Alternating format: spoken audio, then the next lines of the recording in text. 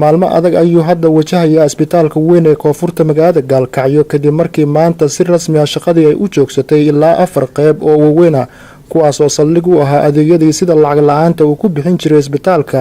kadib markii hay'adii gacanta ku haysay qaybahaasi ay shaacisay inay joojisay shaqadii ay ka haysay maadaama dhaqaalihii ay ugu talagaleen isbitaalka uu ka dhamaaday bukaano badan oo ka kala imaan jiray qaybo ka mid ah gobolada dhexe ee dalka iyo dowlad deegaanka Soomaalida Itoobiya ayaa hadda sheegay in xaalad adag ay saaki soo wajahday kadib markii lagu wargeliyay in isbitaalka qaybo ka mid ah adeegyadii uu bixin jiray oo maanta wixii ka dambeeya ay joogsan doonaan inkastoo qaybahaasi ay saameyn ay ku yeelan doonto bukaano badan haddana maamulka isbitaalku waxa uu tilmaamayaa in dawo yari aad u daran ay ka jirto isbitaalka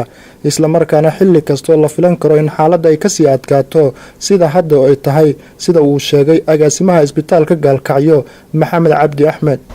xagga dawada runtii baahidu aad bay u sareysaa laga soo bilaabay 3 bilood u dhameysay qaybtan bukaan socodka iyo emergency-ga dawadu xoogaa gabaabsi bay ka ahayd rajo waan ka qabnaa inaan wuxuu helno laakiin saacadan taaganahay muxuu ahaa way ku yartahay dawadu way ku yartahay waan sababta aan u leenahay waxaan u weydiinaynaa ganacsatada dadka magaalada degan in qaybaha emergency-ga iyo maternity-ga qaybta emergency u ah in loo helo dawo loo helo si loo socodsiiyo muxuu ahaa emergency-gaasi in xaaladaha degdega ah wax looga qabto Maxamed Cabdi oo hadalkiisa wata ayaa ka waramay qaybaha uu isbitaalka shaqaalaha lagu wargeliyay inuu ka dhamaaday heshiiskii kana hadlay walaac ay qabaan in hay'adii IRC ka shaqeyn jirtay qaybaha bukaan emergency-ga iyo bukaan socodka iyo qaybta dhalmada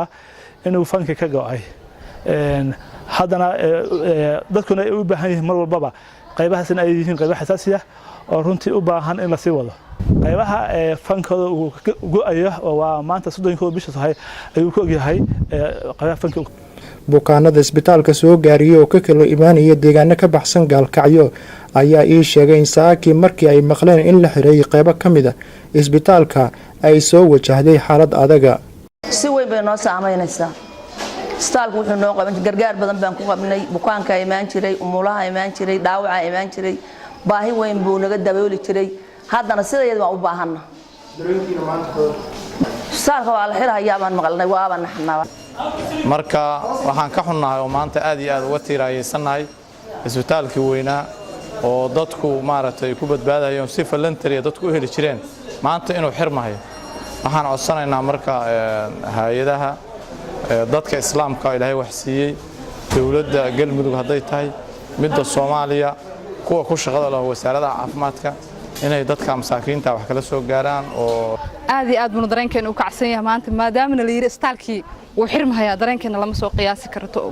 murugada ah waxaan ka codsanaynaa hay'adda soo shaqeynaysay intaas iyo hay'adaha hadda jooga inay shaqada meeshii nooga sii wadaanaysan naga xirin isbitaalka agaasimaha ayaa ugu dambeyntii ugu baaqay ummadda Soomaaliyeed shacabka reer galmudug iyo kuwa Gaalkacyo waa runtii ma aha hadda wax loo sheegay ma ahan way ka dhaqaadeen wuxuu ahaa xaaladda cusbitaalka sida uu yahay